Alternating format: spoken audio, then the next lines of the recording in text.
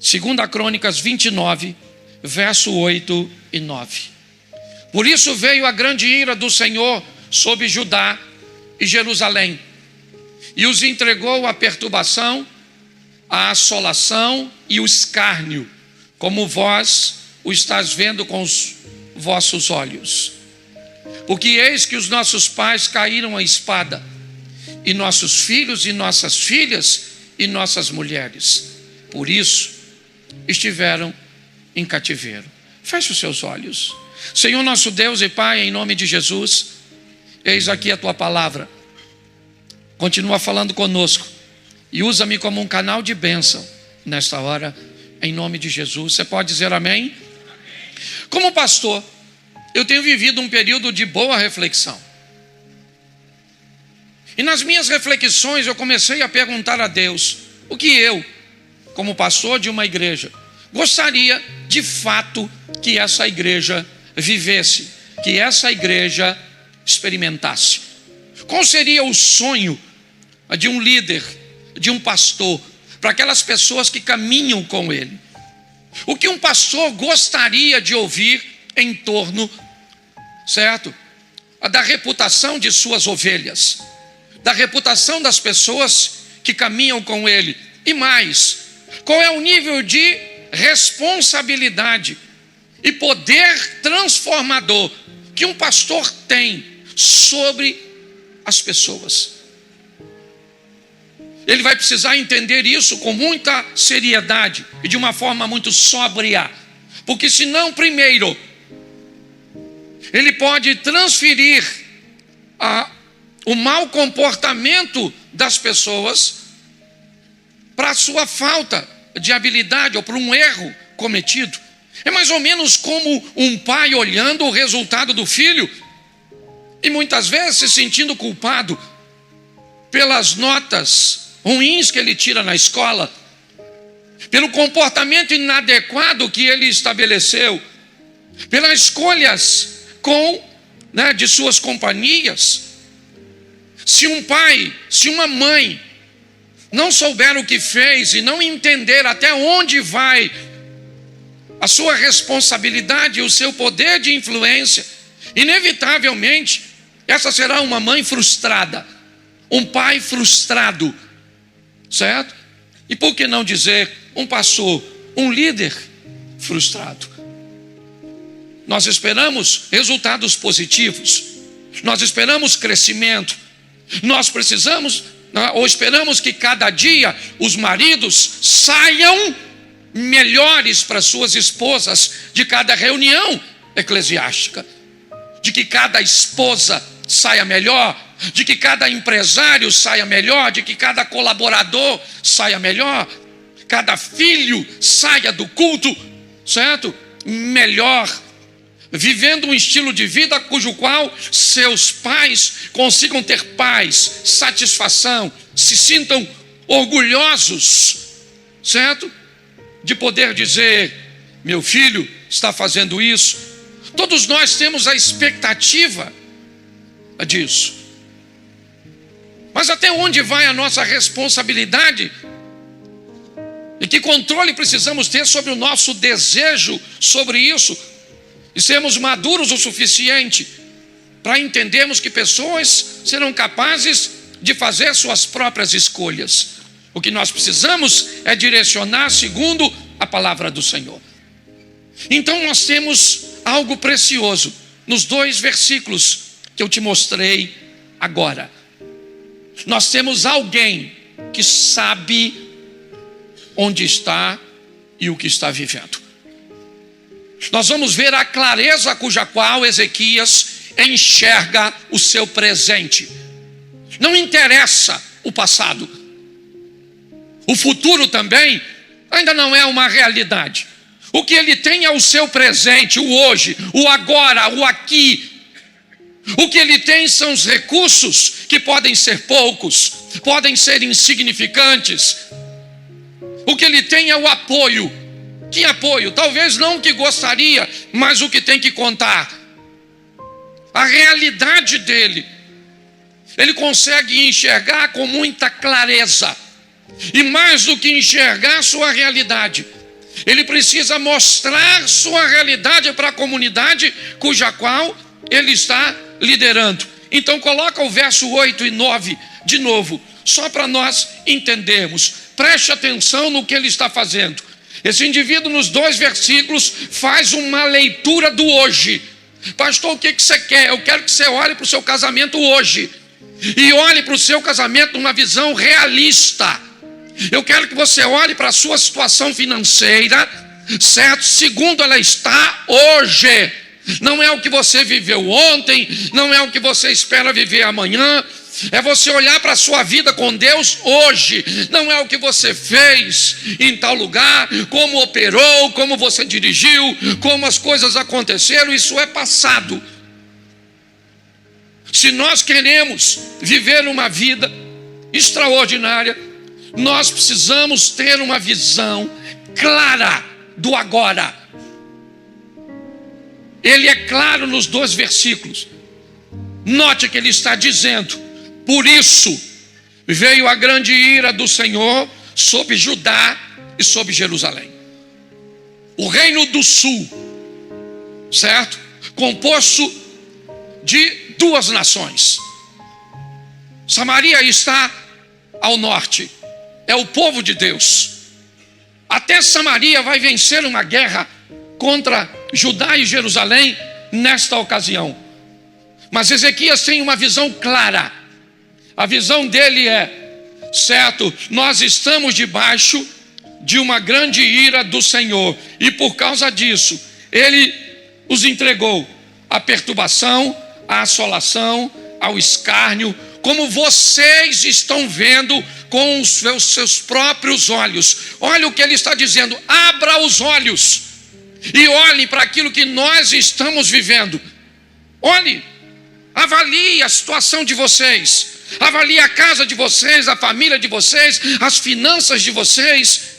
É isso que ele está dizendo. Eu não estou passando uma visão minha, é o que Ezequias está dizendo. Eu estou mostrando para vocês uma realidade que pode ser dura, mas é nossa, que pode ser difícil, mas é nossa. É isso que ele está tentando mostrar. No momento de dor, de crise, muitas pessoas optam por não enxergar a verdade, por procurar alguma forma de maquiar a realidade, porque ela é dura. Você está enfrentando uma dificuldade para se manter no trabalho, no emprego. As coisas estão diminuindo, mas você não tem coragem de chegar em casa e de dizer qual é a realidade para sua esposa. Chamar seus filhos e dizer a realidade: nós não estamos vivendo um momento bom. Olhar para o seu casamento, olhar para a sua vida e ter a coragem de ter uma visão clara, nítida, mas real. Pode ser desafiadora, pode ser difícil, às vezes, chegar na igreja e chamar um líder e dizer: cara, nós estamos à beira de um divórcio, nós temos 30 e poucos anos de casado, mas não estamos vivendo um tempo bom, sabe? É olhar para seu filho que às vezes está com um comportamento que pode envolver drogas, sexo, rebeldia, mas às vezes você não sabe como resolver, e por não saber como resolver, o que você faz? Vista grossa, finge que não está acontecendo nada, porque você não quer encarar uma realidade por ela ser dura. Às vezes você olha, a sua vida com Deus está uma droga. Você vem para a igreja, não sabe nem porquê, mas não tem coragem de admitir isso. Ezequias está dizendo: eu sei onde nós estamos. Põe o verso 9. Porque eis que os nossos pais caíram à espada, e os nossos filhos e nossas filhas e nossas mulheres, por isso, estiveram em cativeiro. Preste atenção, porque ele sabe exatamente onde está. Isso é um bom começo. Mas mais do que saber onde está, É importante você conseguir descobrir o que te levou para essa situação. Porque se você não for capaz de descobrir o que te levou para essa situação, é só uma questão de tempo até você melhorar e piorar de novo.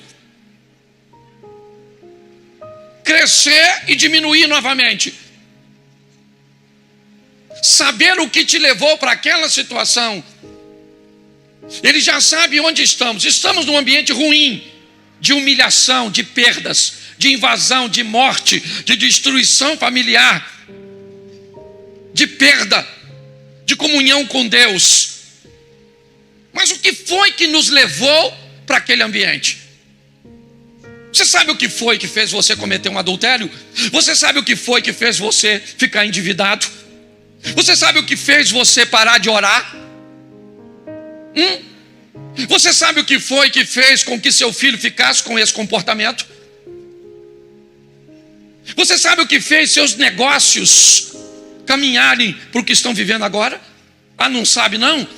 Então, se você não sabe, você pode até receber a bênção e ajuda de alguém que vai fazer com que o seu negócio novamente se erga. Mas se você não descobriu o que fez conduzir você para a situação que você estava antes, se prepare, porque é só uma questão de tempo até você viver a ameaça do caos novamente. Se não sabe o que fez seu casamento cair nesse esfriamento, nesse distanciamento, não sabe? Então tá bom. Então você pode ir a um congresso de família, você pode ir a um retiro de casais, você pode ir a um trabalho de libertação, mas fique tranquilo, porque isso será apenas um paliativo, é só uma questão de tempo até você ser assombrado por aquilo novamente, porque você não é capaz de identificar o que te conduziu para aquela situação. Durante alguns períodos da minha vida, eu fiquei endividado. E vivi isso, 3, 4 vezes ao longo da minha vida. Às vezes acontecia algo positivo, ou entrava um dinheiro que eu não estava esperando, ou recebia as férias, ou acontecia isso e aquilo, e de repente a minha vida estava organizada. Mas era só uma questão de tempo até ela se perder novamente. Eu não tinha o entendimento do que me levava para aquela situação. Então era só uma questão de tempo até eu caminhar de novo para aquele ambiente. Então Ezequias sabe onde está. Mas o capítulo 29, o verso 6 e o verso 7, ele vai falar algo. Porque os nossos pais transgrediram e fizeram o que era mal aos olhos do Senhor nosso Deus e o deixaram. Desviaram seus rostos do tabernáculo do Senhor e lhe deram as costas. Verso 7. Também fecharam as portas do alpendre e apagaram as lâmpadas e não queimaram incenso nem ofereceram holocaustos do santuário ao Senhor Deus de Israel. Ele está dizendo: eu sei porque nós estamos aqui. Eu já sei.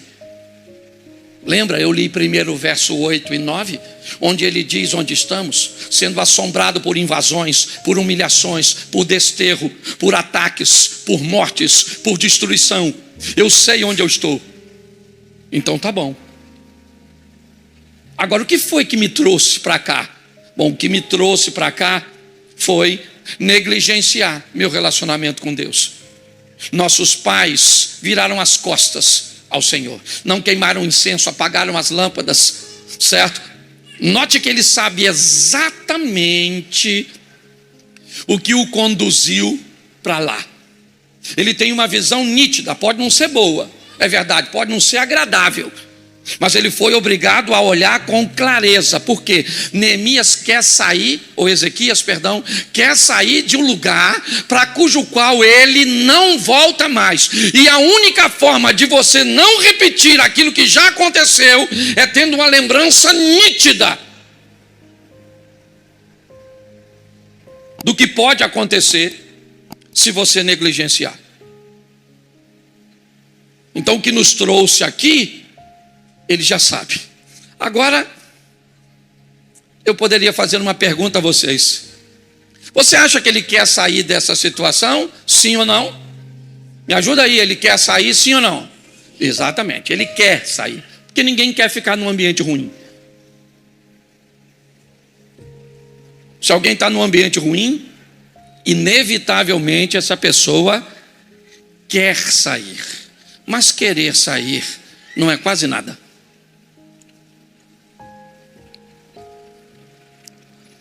O querer sair é apenas uma fração pequenina que algumas pessoas escutam o tempo inteiro. Para você mudar seu casamento, basta querer. Para você mudar de vida, basta você querer. Você não muda porque não quer. Por que você não para de beber? Porque não quer. Por que você não para de fumar? Porque não quer. Não tem muita lógica nisso. É lógico que as pessoas que querem e que sabem o mal que o cigarro causa, elas gostariam de parar, sim ou não? Mas elas não conseguem. Elas gostariam sim. Então não basta querer. Todo mundo aqui quer ser um servo bom e fiel. Todo mundo aqui quer ser um homem e uma mulher de oração. Todo mundo aqui quer ser uma pessoa próxima de Deus.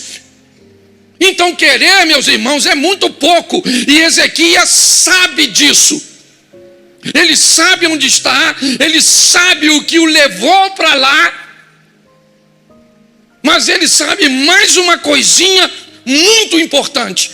Querer não vai tirá-lo daquele ambiente. Ezequias sabe que ele precisa fazer alguma coisa para sair de lá.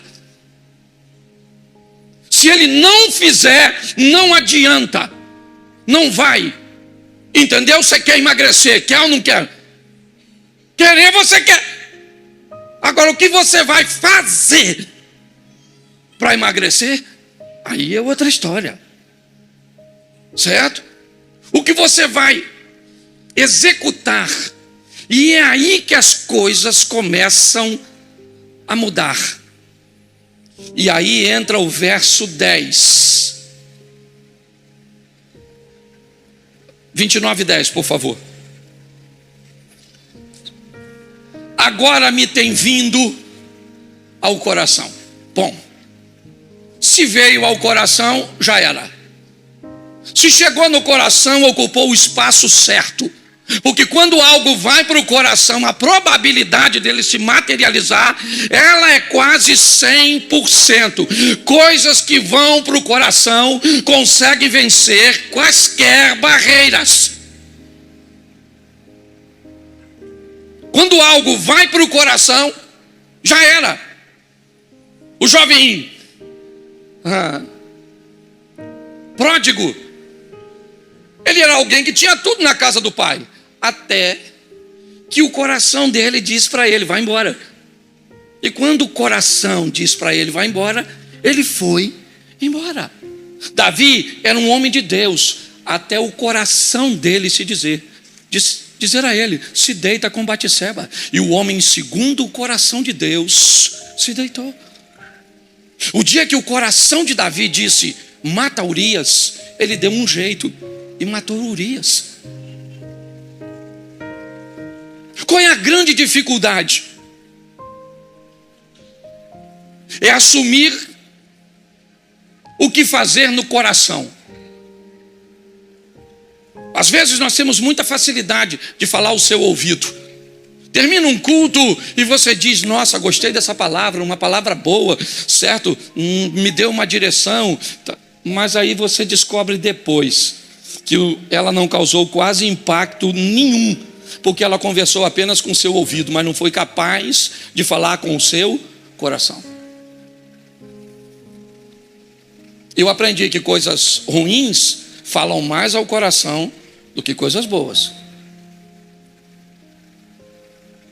Eu posso falar aqui muitas coisas boas que você vai esquecer, mas se eu for descortês, desagradável com uma situação com você, você vai embora daqui e não esquece nunca mais o que o pastor, como alguém te ofendeu, como alguém te humilhou, como alguém te expôs, como alguém, porque coisas ruins conseguem alcançar mais espaço no coração do que coisas boas.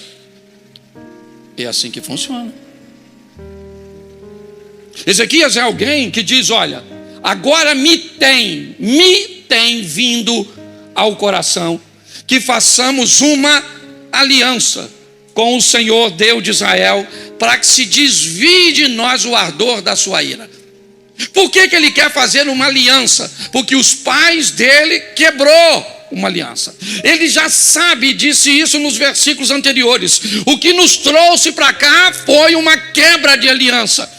O que eu vou fazer? Eu vou acender a lâmpada que meu pai apagou. Eu vou abrir as portas que meu pai fechou. Eu vou tirar a imundícia que meus pais fizeram. Fui eu que fiz? Não.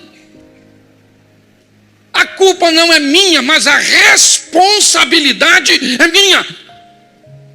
A culpa é sua, da sua família, 3, 4, ter se divorciado? Não, mas é responsabilidade sua manter um casamento. É culpa sua termos tanto exemplos negativos na igreja e fora dela? Não, mas é responsabilidade sua manter uma vida decente e íntegra ao lado do Senhor dos Exércitos. Precisamos parar de procurar culpados e assumirmos responsabilidades. É ela que vai tirar essa nação dessa situação. Agora me tem vindo ao coração que façamos, preste atenção, me tem vindo para que façamos. Olha bem, não é me tem vindo para que eu vá fazer, não. Me tem vindo para que nós façamos. Ezequias está dizendo: tem algo começando dentro do meu coração, mas que vai alcançar o de vocês. Nasceu aqui e nós vamos mudar isso.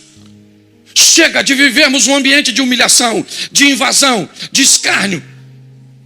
Chega de vivermos um ambiente de descrédito, porque nós vamos ver sair de nós o ardor da ira do Senhor. Tá bom? Mas e agora?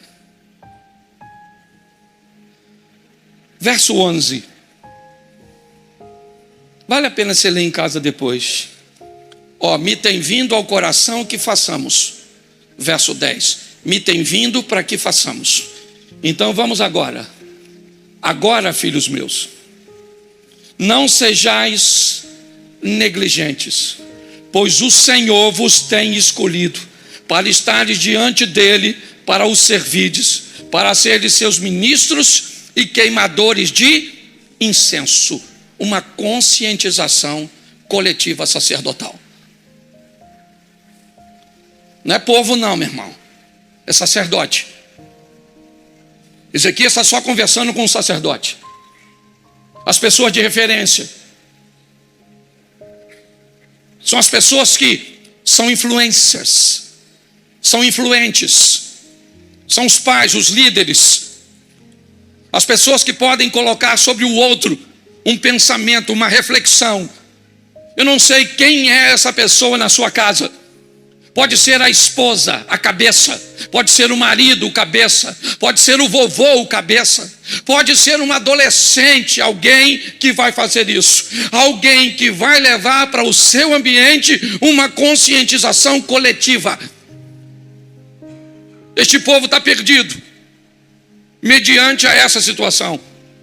Então Ezequias chama os sacerdotes e os levitas e diz: filhos, não sejais negligentes. O Senhor vos chamou. Olha o que ele está resgatando, a identidade dessas pessoas. Ele está tentando mostrar a elas quem elas são de verdade. Não o que a situação as submeteu. Não o que o problema causou. Não. Nós vivemos juntos, mas não nos amamos. Nós não temos mais como resolver isso. Não tem nada disso, não. Ele está chamando. Ele diz, o Senhor vos tem escolhido. Foi o Senhor que escolheu vocês para estar diante dele, para os servirdes, para ser de seus ministros e queimadores de incenso. Vamos embora, sacerdote, vamos embora, levitas. Vamos fazer isso. Verso de número 15. Vamos embora, aqui é muita informação. E ajuntaram seus irmãos e santificaram-se e vieram conforme o mandato do rei pelas palavras do Senhor para purificarem a casa do isso. Vamos tirar do santuário a imundícia. Vamos tirar do santuário tudo aquilo que não deveria ter lá. Na época, o santuário, a casa do Senhor. Hoje, eu e você. Não se tira hoje do santuário, tira de dentro de nós. Coisas que não agradam a Deus. Coisas que Deus reprova. Olha o que ele está dizendo. Ele está chamando os sacerdotes e os levitas a uma purificação e uma santificação. Vamos tirar. Vamos remover essas coisas. Vamos embora, gente. E eles começam este processo de remoção. Hábitos, ambientes, companhias, vocabulários. Eu não sei o que nós temos que tirar. A minha proposta aqui é dizer que nós precisamos nos purificar e nos santificar. Porque é isso que faz a diferença. É olhar e ver.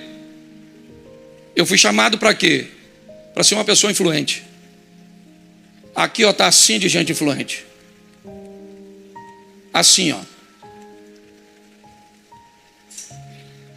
Está assim de gente que exerce influência sobre grupos, relacionamento de amizade, reuniões, frequência em casa, certo? Pedidos de conselho, ok? É assim que funciona. E nós não temos problema nenhum com isso. Mas a proposta é fazer com que essas pessoas promovam a purificação e a santificação das pessoas. É isso que ele está promovendo. E o verso 28 do capítulo 29, coloca aí, por favor. E toda a congregação, agora sim, agora toda a congregação se prostrou. Quando entoavam o canto e as trombetas eram tocadas. Tudo isso até o holocausto acabar. A adoração está restaurada. Sim, começou por um grupo, é verdade. Um grupo de influentes, cujo qual Ezequias fez e mostrou e clareou a mente dessas pessoas. E agora toda a congregação está olhando para aqueles sacerdotes e levitas. O que tem agora é uma adoração no templo. O que tem agora é uma seriedade de quem assumiu o compromisso com Deus. Então agora toda a congregação se prostrou quando tinha adoração. Todo mundo quer levar Deus a sério. Essa é a grande verdade. O que nós estamos precisando é de pessoas, é de lideranças, de pessoas influentes que levem Deus a sério. A comunidade está aí. O povo quer servir a Deus. Ezequias sabia disso. Então agora toda a congregação está adorando ao Senhor. Está em adoração. É verdade que, se você analisar direitinho, Parece que ainda não aconteceu muita coisa. Israel continua sob o domínio da Síria. As nações vizinhas sabem que Judá é uma nação fraca, pequena, desprezada, que todo mundo invade. Ninguém lá fora está sabendo do que está acontecendo lá dentro. Quem sabe é Ezequias, quem sabe são os sacerdotes e levitas, quem sabe é o povo. O povo sabe que agora tem adoração, que está todo mundo de branquinho, que há uma fumacinha saindo, certo? Do ambiente de adoração. Mas lá fora, ninguém sabe disso ainda. Note que a verdadeira transformação, ela não acontece de fato para que os outros vejam, a não ser ao seu tempo. A transformação de fato e verdadeira acontece para que Deus seja glorificado na nossa vida. Na nossa vida, não é pelas pessoas, simplesmente. Deus não tem problema nenhum de identidade. O que Ele quer é que quando alguém olhe para um de seus servos, o nome dele seja glorificado pelo estilo de vida cujo qual nós resolvemos viver. É isso. E isso precisa ser resgatado. Essa é a grande verdade. No capítulo 30, no verso 15. Vamos adiantar um pouquinho. Capítulo 30, verso 15. Bota o 30, 15. Então sacrificaram a Páscoa no dia 14º do segundo mês, e os sacerdotes e levitas envergonharam e se santificaram e trouxeram o holocausto à casa do verso 21. Coloca o 21, por favor. Isso. E os filhos de Israel, que se achavam em Jerusalém, celebraram a festa dos pães ázimos 7 dias, com grande alegria, e os levitas e os sacerdotes louvaram o Senhor, dia em dia, com estrondoso instrumentos ao Senhor. Observe bem esse texto. Duas coisas estão acontecendo aqui. A festa da Páscoa. Ezequias pede e é aconselhado a celebrar a festa da libertação, a festa da memória do que o povo já viveu, do que Deus já fez, certo? A misericórdia de Deus através de Moisés e de seu irmão, entrando no Egito, livrando aquele povo com mão forte e poderosa de uma das nações mais poderosas. A festa dos pães ázimos, 7 dias, sem fermento, certo? Sem mistura, algo puro. A pureza, a santidade, a proximidade, o comprometimento com Deus é o que Ezequias quer mostrar para todos. Todos estão olhando. Eu não sei se as outras tribos vão sair de Samaria,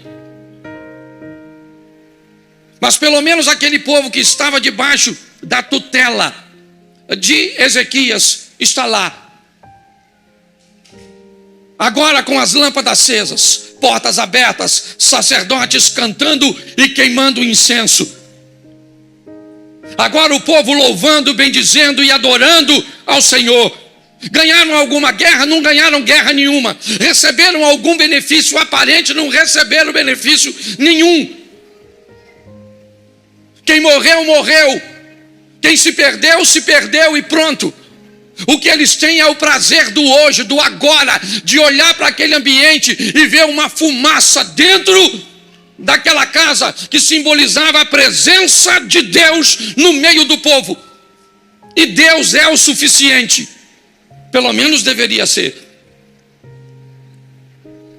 Só que capítulo 30, verso 15, estou terminando. 30, 15. Então sacrificaram. Eu já dei esse texto. Vamos lá. Capítulo 32, verso 1. 32, 1. Preste atenção. Deixa eu recapitular com você. Ezequias olhou e disse: eu estou aqui e não estou satisfeito. Ezequias disse: eu sei o que me trouxe para esse lugar que eu não quero estar. Ezequias disse: querer sair daqui não me tira daqui. Eu preciso fazer alguma coisa para sair. E para sair daqui, eu tenho que fazer o contrário do que fizeram nossos pais. Então eu estou resolvido, mas eu quero a consciência dos influentes. Eu quero e precisamos da purificação e da santificação. Vamos precisar de restaurar a adoração. Então ela está restaurada.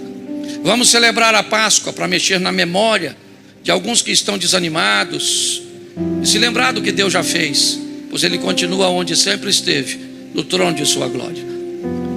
Vamos fazer a festa dos 7 dias, certo?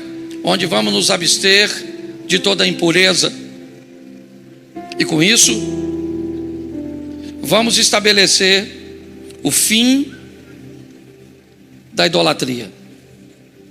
Agora não tem mais espaço para Rimon e para nenhum outro Deus. Mas agora vem a hora da verdade. Capítulo 32, verso 1.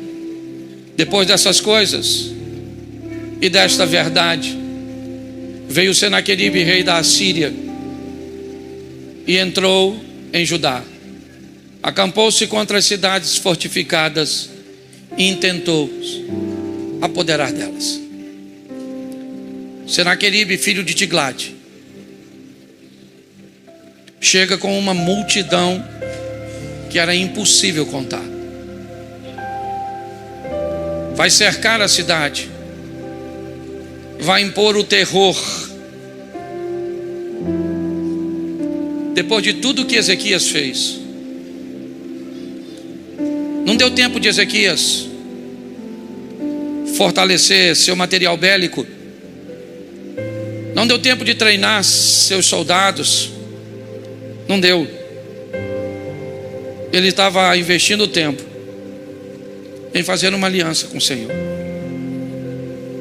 Ezequias não disse que estava vivendo aquilo porque faltava dinheiro, porque faltava armas, porque o governo era corrupto, porque o ministro da Justiça abusava de tudo. Não era porque o bairro estava numa comunidade desfavorecida, não é porque a economia estava em decadência. Ezequias disse: nós estamos aqui porque Deus foi embora. Se Deus voltar, as coisas mudam. Depois de tudo que ele fez, quebrou os postes, acabou com a adoração, estabeleceu a Páscoa, os pães ázimos, a restauração da adoração, a purificação, santificação, conscientização coletiva. Lá está o maior inimigo.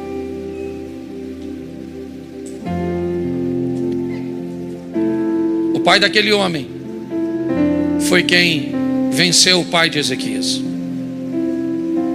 E depois dessas coisas, veio Senaqueribe e acampa-se contra as cidades fortificadas, tentando se apoderar delas. Capítulo 32, verso 22. Capítulo 32, verso 22. Assim livrou o Senhor a Ezequias e aos moradores de Jerusalém da mão de Senaqueribe, rei da Assíria, e da mão de todos os lados, e da mão de todos, e de todos os lados os guiou. Ezequias agora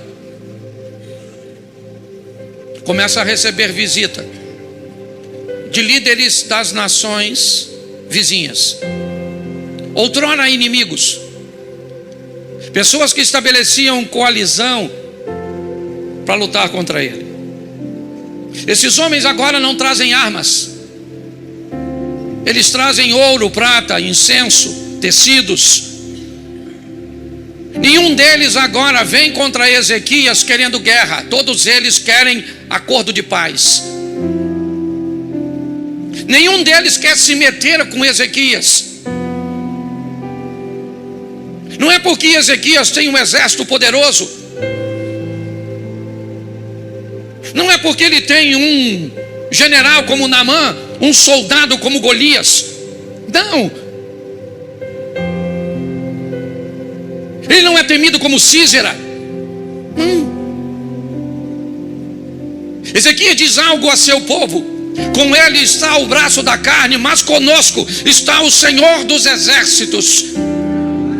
Ezequias está dizendo: a coisa que nós fizemos de mais assertiva foi trazer de volta a presença do nosso Deus, porque o nosso Deus é a garantia de proteção, é a garantia de cuidado, é a garantia de vitória. E agora quem queria guerrear contra nós traz uma bandeira branca dizendo: ninguém aqui quer brigar contigo, porque sabe que Ezequias não é Acais.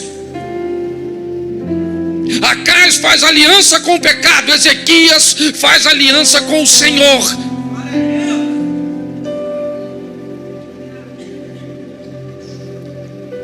Dava até para acabar aqui, não dava?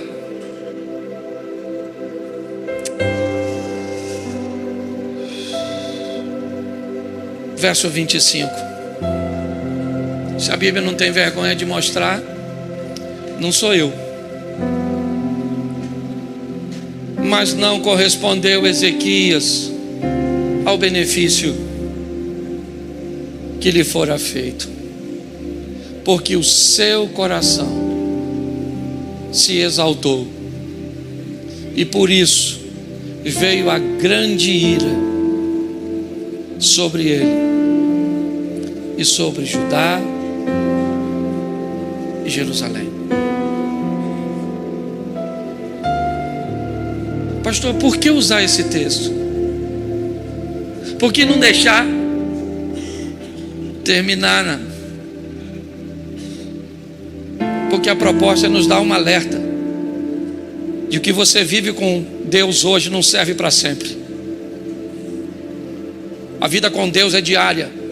Conhecer e prosseguir e conhecer ao Senhor. Você viverá de glória em glória. Você viverá de fé em fé. Não interessa o que você fez ou quem você foi. O amanhã não quer saber isso. O amanhã quer saber apenas quem você será. Infelizmente, Ezequias cresceu bastante, prosperou como ninguém. Se não bastasse a sua boa gestão, se não bastasse a presença de Deus, ele ganhou a notoriedade, ele ganhou a notoriedade, ele ganhou o respeito, ele ganhou a admiração, ele ganhou o medo daqueles que estavam ao seu redor,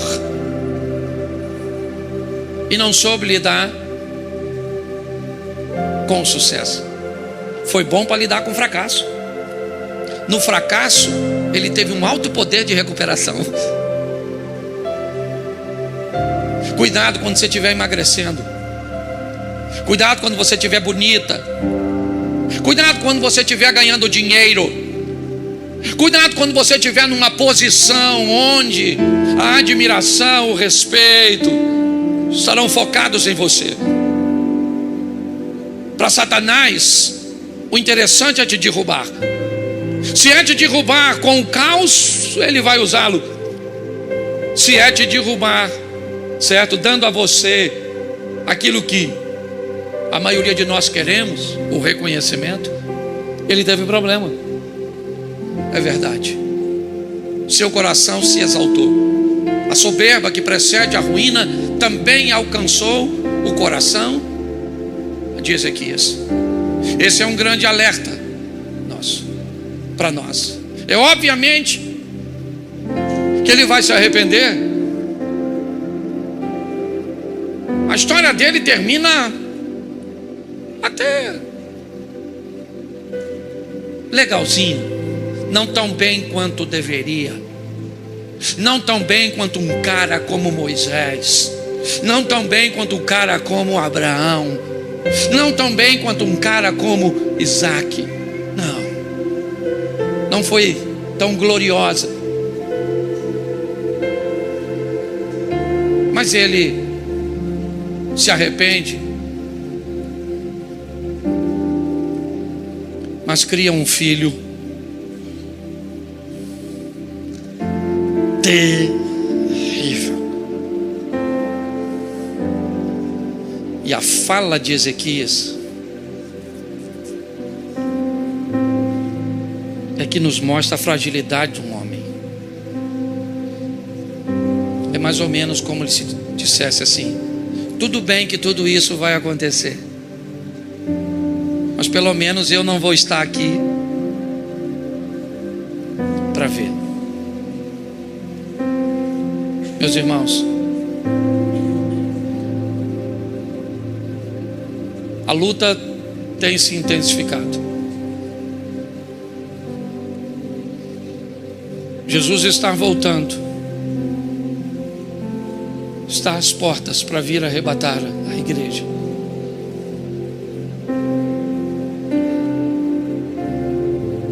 Arrume sua mochilinha,